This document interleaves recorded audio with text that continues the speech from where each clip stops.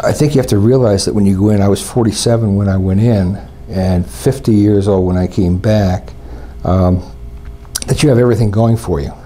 That age is all the positive side of age right there. You bring all the experience in the world. You know how to get things done. I guess I always wanted to join the Peace Corps ever since it was established. I was living in Washington, D.C. back in 1962 and 63. I was working for the federal government, and I was going to night school at Georgetown. And at that time, the Peace Corps was just undertaken. The year before, I believe, it was 1961, it was established. And I said, boy, that's going to be that's a pretty nice thing to do, I think. And a very interesting thing to do. Except at that point in time, I also had a wife and a child with one more cooking. So by the time I finished college, I was on my way out to a career, and Peace Corps was going to be nowhere in sight. It never occurred to me, because I had never actually finished my bachelor's degree in college. So I thought that that would have excluded me from even contention for the Peace Corps.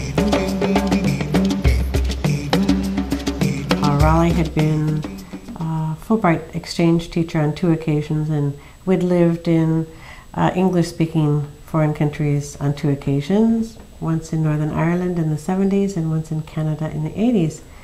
And they were fabulous experiences for us, cultural experiences. And they were spaced about 7-8 years apart. And so after our last trip, our experience in Canada, it was about 8 years, 7-8 years, until we started to think, wow, it's time to pick up and go someplace again.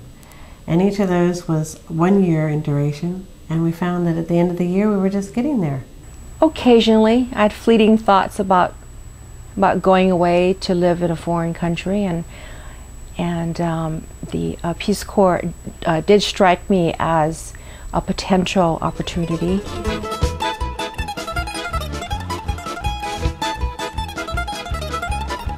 I was a little chicken, and plus I was making a lot of money, and like others around my age during that time, material things were more important than giving up 27 months of life to live in a foreign country. I'd always thought that would be a very nice thing to do, but never could think of it too seriously. Once the children are leaving the nest, then you can think of things that are you can take things very seriously. And that's when I started considering the Peace Corps seriously, as an opportunity. Weighing the options, we had a son that was recently moved out on his own.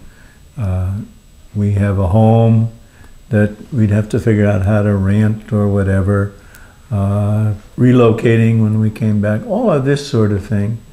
And it was thrashing out all the options, all the concerns we had. And the more we talked about it, the more convinced we were that this was something we wanted to give the best shot.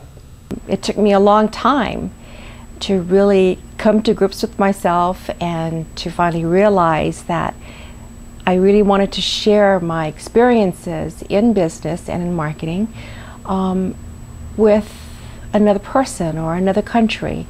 And so Peace Corps came about. Plus I had had some influence from my brother, who was in the Peace Corps as well. Finally, I sat down and completed an application in September of 1995. It took me a long time to sign my name on that dotted line, but I did it. I found the Daily Cal. But I'd seen a notice as well. And when we were having dinner one night, Raleigh said, I saw a notice about a meeting for the Peace Corps down someplace downtown. I said, I saw a notice too. That must mean something. That must mean we better go check it out. And so that's basically how we did it.